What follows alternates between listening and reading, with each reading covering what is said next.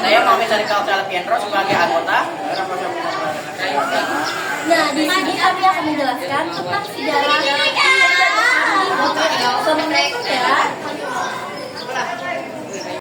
Halo teman-teman, pada kesempatan kali ini saya akan membahas tentang penjajahan Jepang di Indonesia.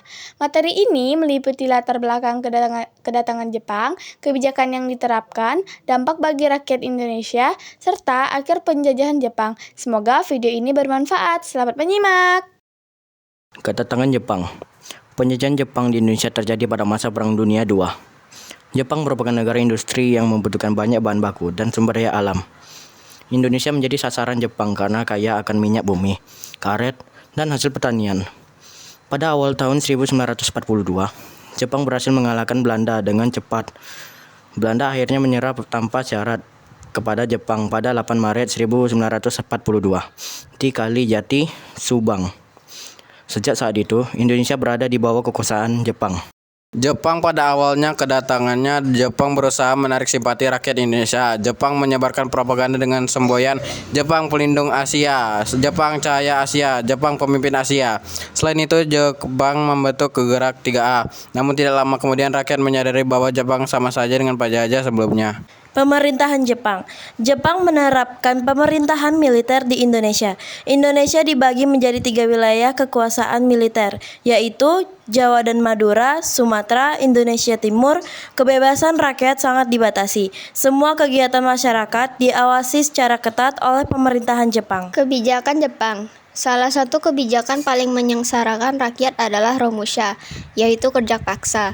Para Romusha dipaksa bekerja membangun jalan, jembatan, rel kereta api, dan benteng pertahanan tanpa upah. Selain Romusha, bahan makanan disita, rakyat mengalami kelaparan, pendidikan dibatasi, bahasa Belanda dilarang, bahasa Indonesia diperbolehkan. Organisasi bentukan Jepang.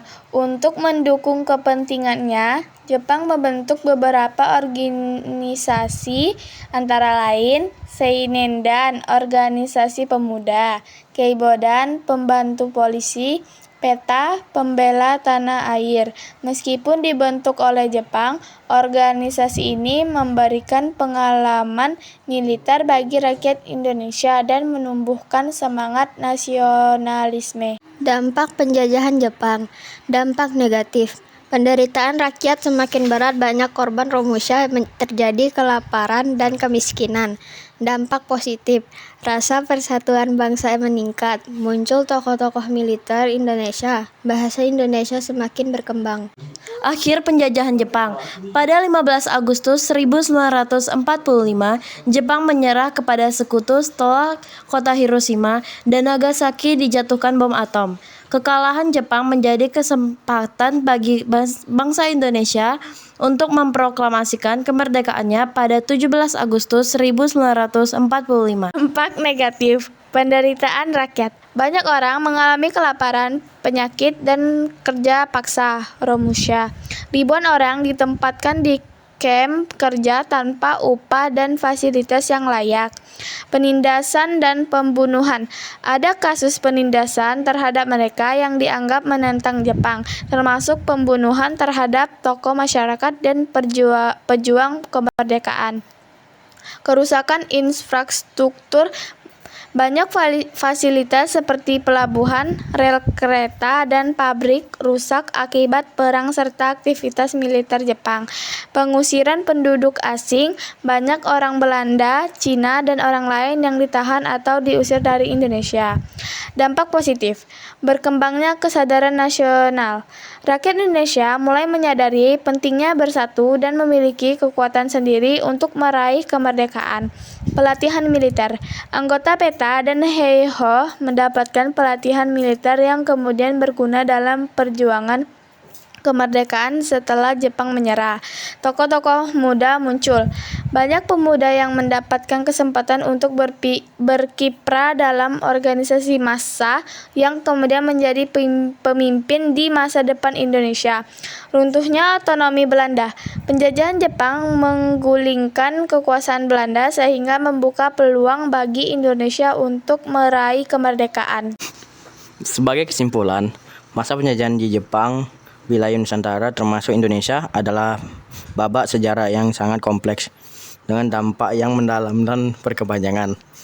Periode yang dimulai sejak tahun 1942 bukan hanya sekedar pergantian kekuasaan kolonial, melainkan membawa perubahan sebesar dalam struktur sosial, ekonomi, dan politik bangsa kita.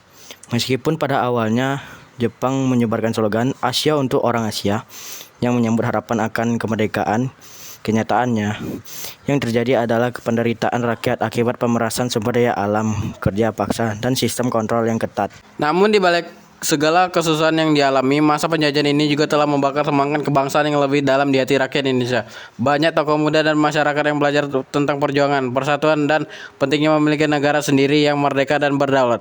Pengalaman pahit tersebut menjadi batu loncatan bagi perjuangan kemerdekaan Indonesia, kemerdekaan yang semakin gigih.